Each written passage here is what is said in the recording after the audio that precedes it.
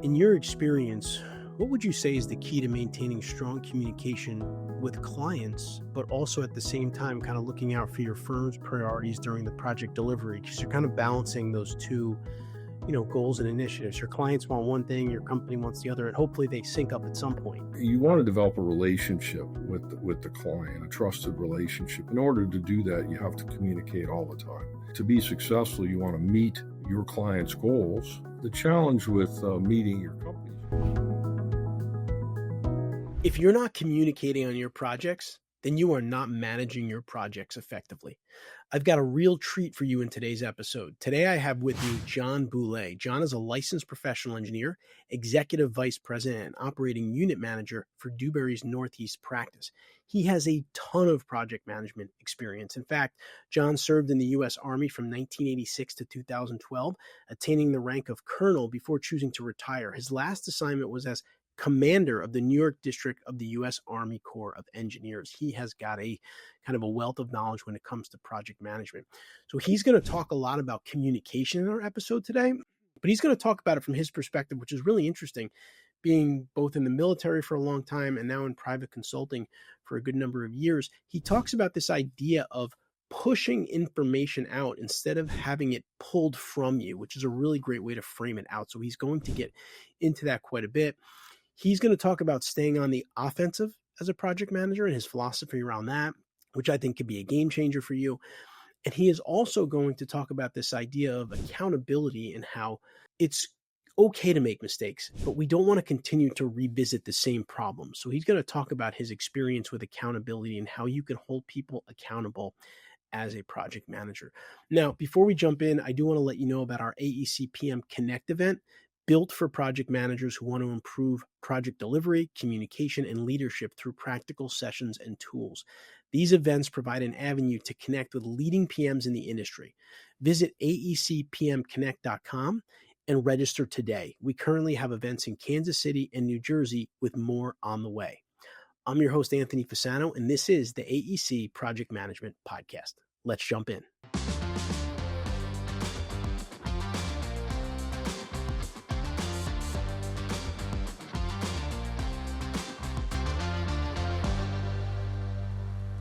All right, so now I'd like to welcome our guest onto the show for today. John Boulé is a licensed professional engineer. He's the executive vice president and operating unit manager for Dewberry's Northeast practice. John also served in the U.S. Army from 1986 to 2012, attaining the rank of colonel before choosing to retire. His last assignment was as commander of the New York district of the U.S. Army Corps of Engineers. John, welcome to the AEC PM podcast. Hey, thanks, Anthony. Appreciate you guys inviting me on. Yeah, we're happy to have you. And maybe we can start, John, by giving us a little bit of a background of kind of your career to this date. I mean, I know a lot of technical professionals, sometimes we get into higher levels of leadership. Sometimes, we get to a certain point, we decide to stay there and do technical work. Just give us like the overview of your journey up to today. Sure. I mean, I'll keep it brief. I've been sort of in the industry for over 35 years. And, I did military engineering for the first 27 years. And then, of course, I transitioned over to the private sector to do consulting engineering. But in the military, I had roles of increasing responsibility, from leading a team of 30 to leading a team of about 1,000 on various missions. So, in the military engineering, you're giving missions. We call them missions. In the commercial sector, you might call them projects, and your mission is to deliver the project in the military. So, you do a lot of project management. We just call it command or leading. And then, so that leadership experience over the better part of 30 years really set me up to make the transition to the commercial sector. And then I've been applying those leadership lessons and processes in a couple of different roles. A local New York role. I happened to retire right after Superstorm Sandy. So there was a lot of flooding in the region around New York City as a result of Sandy, and a lot of federal money came into the region. And so they needed, and the firm that I was working for needed someone to really go after and win and deliver projects related to preventing flooding or reducing flooding. And so I jumped into it at the project level, and then took over a local operation when I moved to Dewberry a couple of years later, where I was really supervising about 30 project managers. And there were some other layers in between, but that's what I was doing.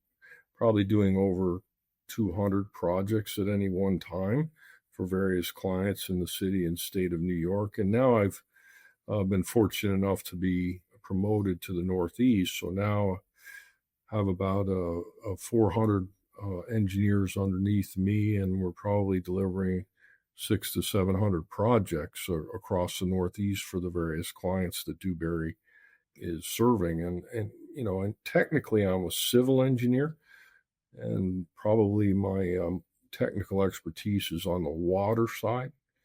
Although as you grow in this industry, you have to learn other, what we call market segments, like transportation, like higher education, like things like risk response and recovery. So I've gotten into those too, and sort of, quote, gotten smart along the way.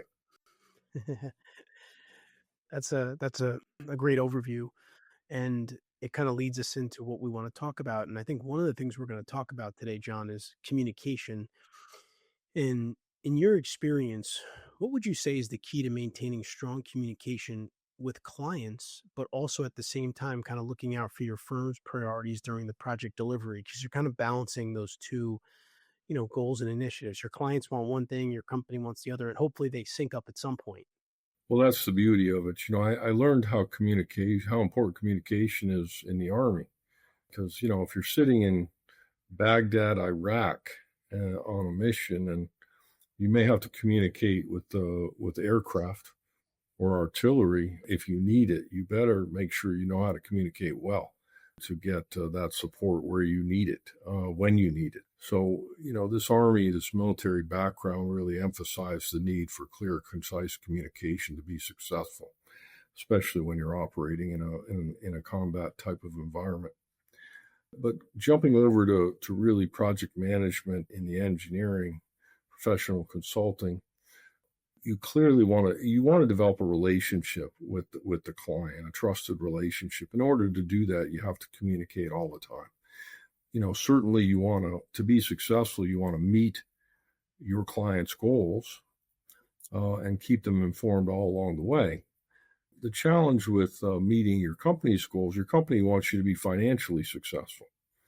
And so, you have budgets, and so you have to make sure that you're communicating well, delivering well, but also delivering such that commercially your company can be successful. So you're serving almost two clients in any project that you're delivering.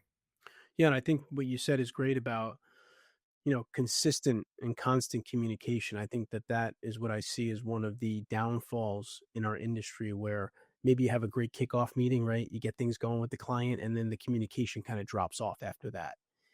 And that's where you get into trouble. That's where you miss deadlines. That's where there's budget overruns. And so I think the whole idea of communicate consistently throughout your project as a PM, have touch points, whether they're meetings or, regular communications. That's really going to help you to be proactive, I like to say, as a project manager, as opposed to being reactive and just calling the client when something bad happens, quote unquote. I agree with you. I think the way I like to phrase it is you really want to push information to your client, as opposed to forcing your client to pull it from you. If you're I think over communicating is better. You certainly should have a regular communication protocol established, and each client will be different, and each client PM is probably going to be different. But communicate. Find things that you should talk to the client or tell the client manager, and then the form of communication I think is also important. Whether you're using email, whether you're using a phone conversation, whether you're calling a meeting, I think what you have to communicate is going to, help you decide on what method makes the most sense. And you should be communicating using various vehicles to be successful. Yeah, absolutely. And one of the things I want to ask you about, John, is I want to talk a little bit about project planning. I know that in the engineering world, typically people will create a project management plan or a PMP ahead of the project. And we think it's a great process at EMI. When we do PM training, we recommend that PMs develop the plan, communicate it to their stakeholders. But your experience, I'm sure, in the military, you would probably have a plan, but then there'd be a lot of challenges and a lot of things that, wrenches that got thrown into that plan. So I'd love to hear how you approach kind of building a dynamic project plan, and how project controls or other things that you can do can build the kind of flexibility into your plan and allow for risks that may happen. Can you talk a little bit about, project planning and how it could be a little bit more dynamic? Sure. Well, first you have to have a baseline project plan, right? And you should develop that before the kickoff.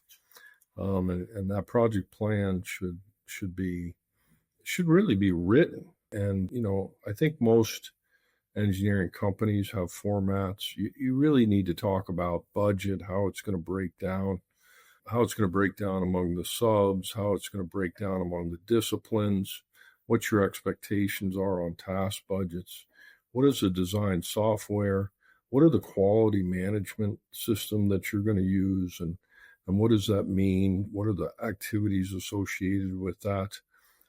What's the meeting cycle, both with the client and with the internal team? Obviously, the schedule and what's the initial schedule and things like that, so that it's comprehensive. You're starting, you've planned it out in detail, and then of course you step into the project, and guess what? Things change. Right. They change early, but it's much easier to change your plan and adapt your plan to those changes than it is to sort of shoot from the hip along the way. And I do think that the best PMs are really going to develop that plan and use it as a tool, a management tool to reduce risks, communicate better, and then be proactive when things don't meet the expectations of the plan. And again, communicate that to the client or to your partner, the sub-consultant, and then sort of adapt the plan in a way that makes sense to make the project successful. Yeah, I think that that's a really good point in that when we work with organizations and we're trying to find, their typical breakdowns in project management, it usually comes down to two things. One of them is not doing a project plan, right? Not having that plan. And then secondly, it's either not having a kickoff meeting or having a really poorly run kickoff meeting. And those are two major pitfalls because those are the two actions you can take to get your project going in the right direction from the very beginning of the project, right? Engage your stakeholders, take them through the project plan, have a really good meeting to kick things off and get everybody pointed kind of in the same direction, as we like to say. And I think to John's point, it doesn't matter if you're in the military or if you're in the consulting world, there will be challenges and there will be changes on your projects, period. That's not an if, that's more of a when type of thing. And if you have a plan prepared, you're going to have you know, a better percentage of being able to deal with that change because you already have looked at everything, right? You kind of took the long view. And I tell project managers, even if you develop the project plan and maybe you don't look at it as often as you'd like to, I think the process of even going through it and putting it together really gets you educated on the process and the stakeholders and who's involved and who's for the project and who's against the project. So I think the planning for a project manager really can't be understated. And the more planning you do, the more you're going to have to be able to adjust. Like John's saying, you're not shooting from the hip, right? You're coming at it from a well thought out plan that can be modified if necessary, but at least you have a baseline.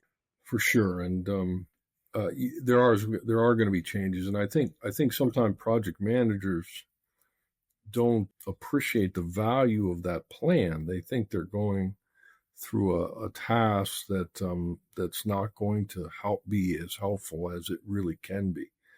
So having the discipline really at the beginning, but even before the beginning of the project, most projects you're competing for. So you have to write a proposal, right? And a lot of the elements of your project plan are going to come from that proposal. They've been thought out, especially on the public side, if it's a public agency that's your client. So it's not as if you're starting from scratch once you win the project. Really pull the value out of the proposal and use that to get ahead on your plan. And then you absolutely want to have that fast start. You really want to, I like to say, stay on offense. You really want to understand what's supposed to happen, be sort of directing and orchestrating based on your plan, as opposed to sort of reacting when events happen, and not having that sort of baseline or that adapted plan to help guide you on the impacts of those changes, really in many ways, not just schedule, but costs, but expectations, etc. So that plan is just going to be such a great help in you managing the risks and being successful. And project managers that really develop that behavior, that norm, find out what an advantage it gives them. Absolutely. So, John, I want to talk to you about a word that scares people, which is accountability. It scares project managers. I think it scares people reporting to them, leaders, consultants. When you think about accountability, from different avenues, right? Leadership, project management, how do you think about accountability, and how do you try to instill it in your teams, in what you do on a day-to-day basis? It's a great question, Anthony. Thanks. And when I hear accountability, I hear empowerment. And that's really how I want my project managers to feel empowered. They really are in charge, and they can lead the team to be successful on a project. And, my role, if I'm not the PM, is to make sure that they have the resources to be successful. Otherwise, it's not fair. So, I want to be accountable. I look forward to being accountable, but I also want to make sure that I'm empowered to do the things that I think need to be done to be successful, and let me do those things. I understand oversight. I think it was President Reagan who said trust, but accountability. Sure, let's develop some trust, and let me give you some room to be empowered and to be autonomous, because that's how you're going to grow. But you should feel good about the fact that you're in charge. And I think some engineers, it takes a while to develop that comfortable feeling about being in charge, and you really need to build some leadership skills in engineers to help them do that. But accountability to me is a very positive word, and it's a word that I think it's not as well enforced sometimes in parts of our industry. Yeah, and I think that's the challenge with it. And I guess, and I like what you said a lot in terms of, supporting your PMs, making sure they have what they need to succeed, and you being accountable for that side of it. I guess my question to you would be, if those same PMs that you've given what they need don't perform, how do you as the leader hold them accountable? Like what would that look like to you, or how would you approach a situation like that? Well, I'll tell you, you want them to make mistakes, because we all learn, but you want them to be small. Right. I look at it as you set up a situation where you've given them the resource, but you have enough oversight, whether it be yourself, whether it be some of your senior engineers who've delivered similar projects, such that the mistakes that project manager might make are going to be contained and used to grow that project manager into a better project manager. You want them to experience those lessons learned. I say we want to avoid lessons revisited. Okay. Let's learn lessons. Let's not revisit the lessons over and over again. So how do I handle it? I will tell you that if I have project managers who I'm revisiting the same lessons over and over again, then they probably shouldn't be project managers. You probably should put them in a different role. But if I have project managers who are making relatively small mistakes, learning and growing, and really actually the confidence level, competence and their confidence level is growing, it's a really fun thing to see. And I think it results in a culture, an atmosphere around the organization that people really enjoy. It's a very satisfying work environment. So, John, I want to talk to you about this kind of line we need to walk as PMs. So this equation we need to balance where, yes, we want to take ownership of our projects. We're responsible for them. We have to, hit the budget, hit the schedule, deliver the value to the client. But at the same time, we want to empower our team. We want to delegate, right? We don't want to do everything ourselves. It could be a little bit of a struggle, especially for us as technical professionals, because we like details. So talk a little bit about your perspective of kind of balancing that ownership, leadership, but not kind of doing everything myself. Right. I mean, you're going to get project managers who skills are organizational skills and soft skills. That's really their strengths. But technically, they're going to need assistance from other members of the team. And so I like to think that you kind of look at each individual and you do sort of a SWOT analysis or at least of strengths and weaknesses of those individuals. And then as you sort of build that project team around them, you want to make sure that you're figuring out solutions that are going to limit those weaknesses. And so some project managers may need a very strong technical person who in the lead discipline is really going to be driving the team technically. Sometimes you'd call this a project engineer who's really integrating the skills. And the project manager's focused on what he or she is best at. But if you're technically strong, you can also be a project manager. And your project engineer or your number two may be more focused on the organizational stuff, leading the meetings, setting the agendas for progress reports, updating the schedule, helping the project manager update the team, those skills that the project manager is lacking. So you really want to have both. But I think we should look at the strengths that each individual brings. And if they want to be a project manager, we should make sure that we're giving them the opportunity to really discover that experience and then let them grow from it, but also manage the weaknesses that they may bring so that the project can continue to be successful.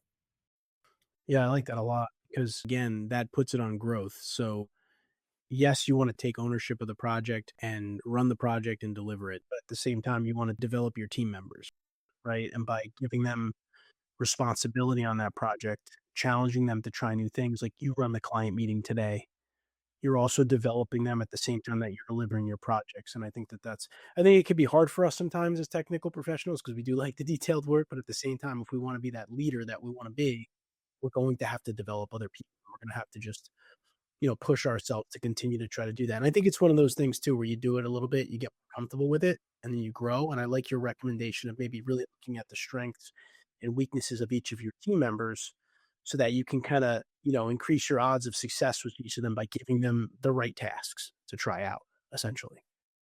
They're going to learn from each other too, right? As they're Yeah. delivering the project team. So that's really what you want is to everybody grows a little bit based on the experience that they're having with the others on the team. And then everyone comes out, better for it. Something about, project management or one of the sub functions or just how to communicate and collaborate as a team to be successful. So, every experience you have delivering projects, you should look at as a chance to continue to grow as a professional. Yeah, absolutely. And lots of great stuff that we're kind of diving into, John, with here. But the one, I kind of got two questions left for you, John. The first one being, you've worked with a lot of project managers in your time in the military, in the private consulting world. What are some of the characteristics that jump out to you of those project managers that have been very successful in your time in dealing with them? What are some things that come to mind for you? I think the first thing that comes to mind is real a combination of honesty and confidence. clients want to know what's happening in their projects. Mm. And sometimes that means delivering bad news. You know, you have to do that. Clients want you to do that. You know, I used to have this saying, tell me what I need to know, not what I want to know.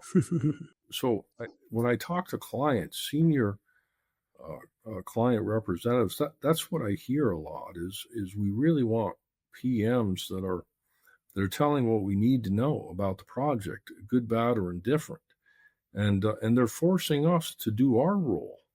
If we owe decisions, if there's actions on our plate, they're holding us accountable because it is a project team, and the client's obviously part of that, a big part of that. So I think that's the confidence to be honest to a client and communicate the challenges.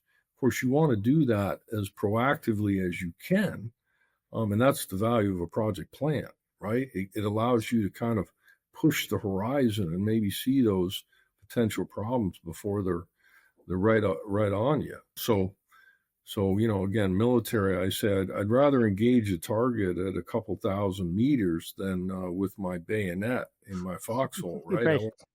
Right. And so that's the deal: is push that horizon out and really get in front of it, and then communicate with the client. So that I think is a really big one. Yeah. And then I think this idea of recognizing that you're running the project and you're not necessarily the technical lead, and not getting captured or kidnapped by the technical knowledge that you were comfortable with, because that's where you came from, but really focused on schedule, budget, quality, and moving that team and organizing that team. And sure, get into the quality, the technical development, design development as it makes sense, but don't lose the fact that you're the project manager and you have those responsibilities. Don't forsake those because you're still learning them for the comfort zone of talking a lot of technical details. If you can do both, great, but focus on that project, what the project manager needs to be doing.